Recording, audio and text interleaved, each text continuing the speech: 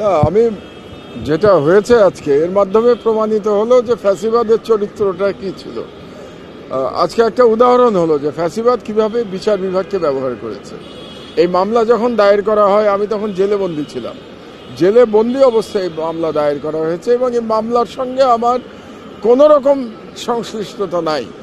এই মামলা করা হয়েছে আমেরিকায় এবং 2005 সালের পরে আমি আমেরিকায় যাই নাই, অথচ এই মামলার সময় দেখানো হচ্ছে সম্ভবত 2012-তে।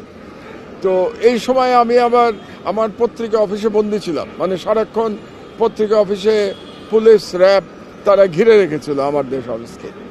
তবে এটাতে প্রমাণ হলো যে একটা রাষ্ট্র কতটা নির্মম হতে পারে তা মিডিয়াকে কণ্ঠরোধ করবার জন্য। আরেকটি ব্যাপার খুব পরিষ্কার যে শেখ হাসিনা বিদায় হয়েছে, কিন্তু ফ্যাসিবাদের সাথে আমার দেশের যে লড়াই এবং আমার যে লড়াই আমার দেশের সম্পাদক হিসেবে এটা অব্যাহত থাকবে।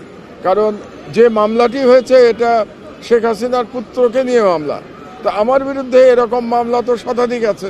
পুত্রকে নিয়ে আছে, শেখ হাসিনার বোনের মেয়েকে নিয়ে আছে, টিউলিপকে জড়িয়ে আমার বিরুদ্ধে 36টা মামলা আছে সারা দেশে। এবং এরকম একটি মামলাতেই আমার উপরে হামলা চালানো হয়েছিল কুষ্টিয়াতে, এবং যেখানে আল্লাহর রহমতে আমি সেদিন জীবিত আসতে পেরেছিলাম সেখান থেকে। কাজেই আমি ধরে নিচ্ছি যে এই যে লড়াই ফ্যাসিবাদের বিরুদ্ধে, এটা আমি যতদিন জীবিত আছি সেই লড়াই আমার চালাতে হবে এবং চালিয়ে যাব ইনশাল্লাহ। তবে বাংলাদেশের জনগণকে এখান থেকে শিক্ষা নিতে হবে যে কোনো ফ্যাসিবাদকে এভাবে সরকারে উঠতে দেওয়া উচিত না এবং জনগণের প্রথম থেকেই প্রতিবাদ করা উচিত।